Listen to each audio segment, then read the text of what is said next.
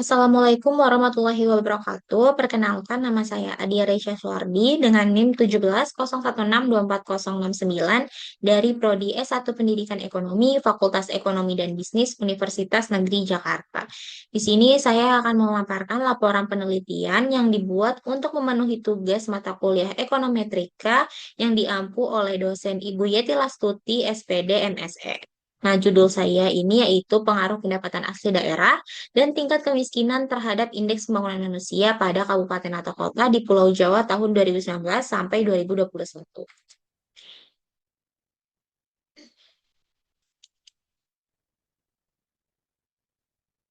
Kemudian ada latar belakang penelitian di mana Pulau Jawa ini menempati posisi strategis dalam perekonomian nasional dengan 60% penduduk Indonesia itu dari Pulau Jawa, kemudian menyumbang 58% dari total PDB nasional.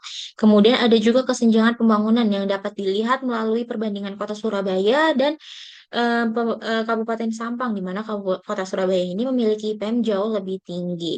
Nah, sehingga fenomena ketimpangan semacam ini itu dapat menjadi acuan bagi penelitian ini untuk menelaah sejauh mana PAD dan tingkat kemiskinan mempengaruhi IPM pada kabupaten atau kota di Pulau Jawa dalam kurun waktu 2019 sampai 2021.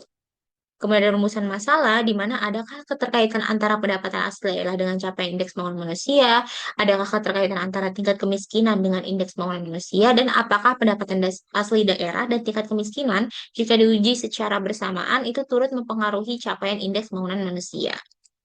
Kemudian tujuan penelitian di mana mengkaji sejauh mana pendapatan asli daerah berkontribusi terhadap capaian IPM, mengkaji sejauh mana tingkat kemiskinan berkontribusi terhadap capaian IPM, dan menganalisis pengaruh pendapatan asli daerah dan tingkat kemiskinan secara simultan terhadap indeks pembangunan manusia pada kabupaten atau kota di Pulau Jawa periode 2019 sampai 2021.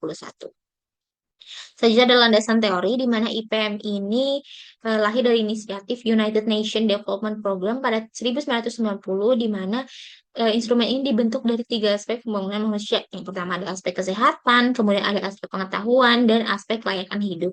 Kemudian pendapatan asli daerah didefinisikan oleh Halim 2007, di mana pendapatan asli daerah itu adalah penghasilan yang digali dari potensi ekonomi internal suatu wilayah dipungut mengikuti ketentuan hukum yang berlaku. Nah, komponennya itu antara lain yaitu ada distribusi daerah, hasil pengelolaan aset daerah yang dipisahkan, pungutan pajak daerah, serta pendapatan yang lainnya. Kemudian ada tingkat kemiskinan, di mana menurut BPS itu tingkat kemiskinan adalah standar minimum kebutuhan hidup yang ditentukan berdasarkan dua komponen utama, yaitu kebutuhan pangan dan kebutuhan non-pangan. Nah, selanjutnya ada penelitian terdahulu dari Kenneth dan Wardia, di mana meneliti pengaruh pengangguran dan kemiskinan terhadap IPM menggunakan regresi linear berganda. Nih, hasilnya ini kedua secara simultan, kedua variabel ini berpengaruh terhadap IPM, tapi secara parsial hanya kemiskinan yang berpengaruh negatif dan signifikan, sedangkan pengangguran tidak signifikan. Kemudian dari Fernandes dan Putra tahun 2022, yaitu menganalisis PAD dan pertumbuhan ekonomi terhadap IPM di Sumatera Barat dengan model regresi data panel random effect. Nah, hasilnya itu PAD itu berpengaruh positif dan signifikan terhadap IPM, sedangkan pertumbuhan ekonomi berpengaruh negatif namun tidak signifikan. Kemudian ada penelitian dari Ningrum Hairunisa dan Huda pada tahun 2020, itu meneliti pengaruh kemiskinan, pengangguran, dan pertumbuhan ekonomi dan pengelolaan pemerintah terhadap IPM menggunakan model fixed effect. Nah, hasilnya itu menunjukkan kemiskinan dan pengangguran itu berpengaruh signifikan terhadap IPM, sedangkan pertumbuhan ekonomi dan pengelolaan pemerintah tidak berpengaruh signifikan. Kemudian di sini ada kerangka penelitian di mana PAD dan tingkat kemiskinan ini em, merupakan variabel X dan IPM ini merupakan variabel Y. Kemudian ada hipotesis penelitian di mana H1-nya itu pendapatan asli daerah diduga berpengaruh positif dan signifikan terhadap IPM. Kemudian H2-nya itu di mana tingkat kemiskinan diduga berpengaruh negatif dan signifikan terhadap IPM. Dan H3-nya itu pendapatan asli daerah dan tingkat kemiskinan diduga secara simultan berpengaruh signifikan terhadap IPM.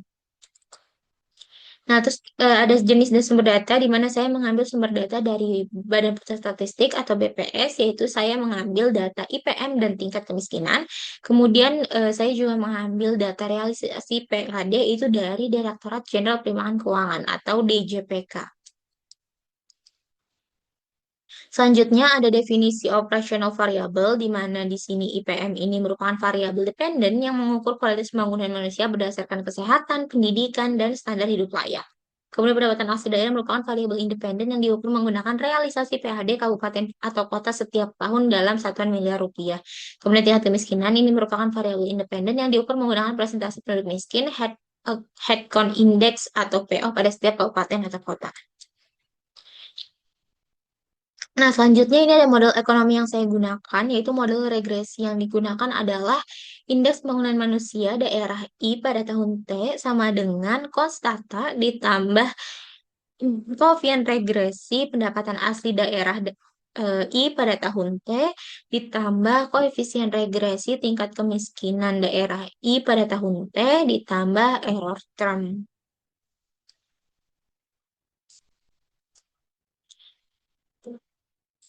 Oke, selanjutnya ini hasil pembahasan. Yang pertama itu dilakukan uji statistik deskriptif, di mana bisa dilihat angkanya di sini bahwa X1 itu menunjukkan bahwa terdapat variasi PAD yang cukup tinggi antara kabupaten atau kota.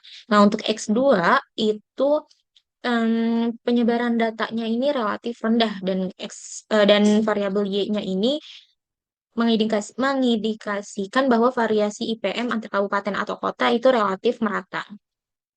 Selanjutnya ada analisis regresi data panel. Nah, karena ini data panel, maka dilakukan teknik pemilihan model regresi sebelum memperoleh model akhir. Nah, yang pertama itu akan kita uji terlebih dahulu, apakah kita akan lebih cocok menggunakan model Common Effect Model atau CEM, atau Fixed Effect Model atau FEM, dan Random Effect Model. Nah, cara penentuannya itu akan dilakukan melalui tiga rangkaian, yaitu ada uji Chow, uji Hassman, dan uji Language Multipart. Nah, untuk hasil uji Chow-nya sendiri, dilihat bahwa nilai probabilitasnya ini 0,000 atau kurang dari 0,05, sehingga H0-nya ini ditolak. Nah, dengan demikian, Fixed Effect Model FEM-nya ini lebih sesuai dibandingkan Common Effect Model. Nah, selanjutnya dilakukan hasil uji Hausman, yaitu nilai probabilitasnya ini adalah 0,1281 atau lebih besar dari 0,05, sehingga H0 ini diterima. Nah, oleh karena itu Random Effect Model atau RAM itu lebih tepat dibandingkan Fixed Effect Model. Nah, untuk hasil uji Chow atau fixnya ini kita dapat yaitu Fixed Effect Model atau FEM. Untuk hasil uji Hausman itu kita mendapat Random Effect Model atau RAM. Nah, karena didapat keduanya, maka kita harus melakukan hasil uji language multiple, di mana nilai probabilitasnya ini 0,0000 atau kurang dari 0,05, sehingga H0 ditolak dan hasilnya menunjukkan bahwa random effect model itu lebih sesuai dibandingkan common effect model. Nah, oke. Nah, jadi setelah melakukan tiga uji tersebut, kita dapat tarik kesimpulan bahwa random effect model atau RAM itu merupakan model regresi data panel yang paling layak dipakai dalam penelitian ini. Nah, selanjutnya setelah melakukan tiga uji tersebut, kita lakukan uji asumsi klasik, di mana yang pertamanya ada uji multikolinearitas, yaitu di mana nilai korelasi antara PAD dan tingkat kemiskinan sebesar 0,416274. Yang ini dan yang ini. Nah, sehingga karena lebih kecil dari 0,90, hasilnya itu menunjukkan bahwa tidak terjadi multikolinearitas. Kemudian dilakukan uji heteroskedastisitas, di mana hasil grafik sebarannya ini menunjukkan titik-titiknya menyebar secara acak dan tidak membentuk pola tertentu. Selanjutnya dilakukan hasil estimasi regresi uji T, uji F, koefisien determinasi R square dengan model cross-section random effect, di mana autokorelasi nilai Durbin-Watsonnya ini sebesar 1,773809 yang mendekati angka 2. Nah, hasil ini menunjukkan bahwa tidak terdapat autokorelasi, sehingga model regresi layak digunakan untuk analisis lebih lanjut. Nah, untuk hasil estimasi regresinya, IPM ini sebesar 77,22931 ditambah 0,001553 PAD dikurang 58,23660 kemiskinan plus error. Atau dibulatkan menjadi IPM 77,23 ditambah 0,0016 PAD dikurang 58,24 kemiskinan ditambah error.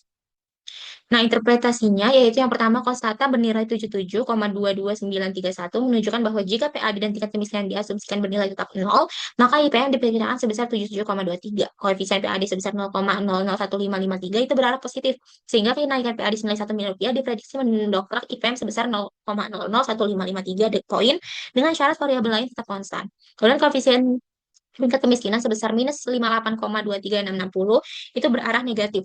Sehingga setiap kenaikan 1% pada tingkat kemiskinan diprediksi menekan IPM turun sebesar 58,23660 poin dengan asumsi variabel lain tidak berubah. Nah, ini ada uji T parsial di mana nilai tes statistiknya ini 7,610910957 dengan probabilitas 0,0000 atau kurang dari 0,05 hasilnya menunjukkan bahwa PAD berpengaruh positif dan signifikan terhadap IPM. Semakin tinggi PAD, semakin tinggi pula IPM. Kemudian tingkat kemiskinan yaitu didapat tes statistiknya minus 11,96492 di mana dengan probabilitas 0,0000 atau kurang dari 0,05 hasilnya menunjukkan bahwa tingkat kemiskinan berpengaruh negatif dan signifikan terhadap IPM. Jadi semakin tinggi tingkat kemiskinan, semakin rendah IPM. Kemudian ada uji F simultan, yaitu nilai F statistiknya itu 135 0,0889, di mana dengan probabilitas F statistiknya 0,000 atau kurang dari 0,05, hasil ini menunjukkan bahwa pendapatan asli daerah dan tingkat kemiskinan secara simultan berpengaruh signifikan terhadap indeks pembangunan manusia. Kemudian ada koefisien determinasi atau R square itu sebesar 0,457016, di mana eh, menunjukkan bahwa 45,70% variasi IPM itu dapat dijelaskan oleh PAD dan tingkat kemiskinan, sedangkan 54,30% itu dipengaruhi oleh faktor lain di luar model. Nah, nilai adjust R square ini sebesar 0,453633 itu menunjukkan bahwa kemampuan model menjelaskan variasi IPM sebesar 45,36% setelah disesuaikan dengan jumlah variabel dalam model. Oke, nah mungkin di sini ada kesimpulan dan sarannya. Oke, sekian penjelasan dari laporan penelitian yang saya buat. Kurang lebihnya mohon maaf. Assalamualaikum warahmatullahi wabarakatuh.